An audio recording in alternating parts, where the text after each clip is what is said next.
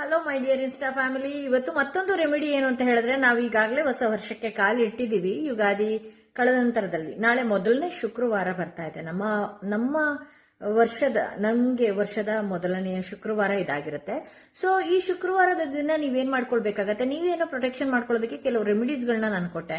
ಹಾಗೆ ನಿಮ್ಮ ಮನೆಯನ್ನು ಕೂಡ ಪ್ರೊಟೆಕ್ಷನ್ ಅಲ್ಲಿ ಇಡಬೇಕು ಅಂತ ಹೇಳಿದ್ರೆ, ನಿಮ್ಮ ಮನೆಯ ದ್ವಾರ ಬಾಗಿಲೇನಿದೆಯಲ್ಲ ಅದನ್ನ ಸಂಪೂರ್ಣವಾಗಿ ಕ್ಲೀನ್ ಮಾಡಿ. ಯಾವ್ದಾದ್ರು ದೇವಸ್ಥಾನದಿಂದ ತಂದಿರೋ ತೀರ್ಥ ಇದ್ರೆ ಅದರಿಂದನೇ ನೀವು ಆ ಬಾಗಿಲನ್ನ ತುಂಬಾ ಶುಚಿಗೊಳಿಸಿ, ನಂತರದಲ್ಲಿ ನೀವು ಒಂದಷ್ಟು ಕುಂಕುಮ, ಆ ಕುಂಕುಮಕ್ಕೆ ನೀವು ಹಾಲಿನಿಂದ ಕಲಸಿ, ಅದಕ್ಕೆ ನೀವು ಮನೆಯ ಬಾಗಿಲು ಮುಖ್ಯ ದ್ವಾರ ಏನಿದೆ ಆ ಹೊರಭಾಗದಲ್ಲಿ ನೀವೇನ್ ಮಾಡ್ಬೇಕಾಗತ್ತೆ, ಸ್ವಸ್ತಿಕ್ ಚಿತ್ರಗಳನ್ನ ಬರಿಬಹುದು, ಅಥವಾ ಶ್ರೀಂ ಅಂತ ಹೇಳಿ ಬರಿಬಹುದು, ಅಥವಾ ಓಂ ಅಂತ ಬರಿಬಹುದು.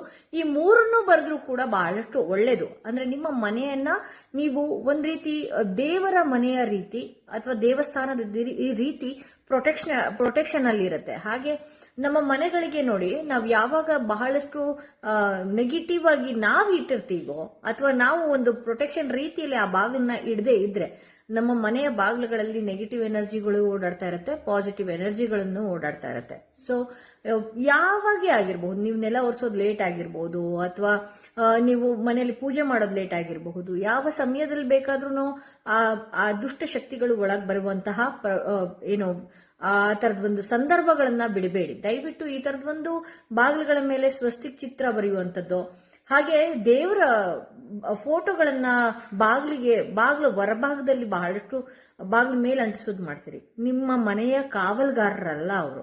ಓಕೆ, ದೇವ್ರ ಮನೆಯಲ್ಲಿ ದೇವ್ರು ಇಡಬೇಕು.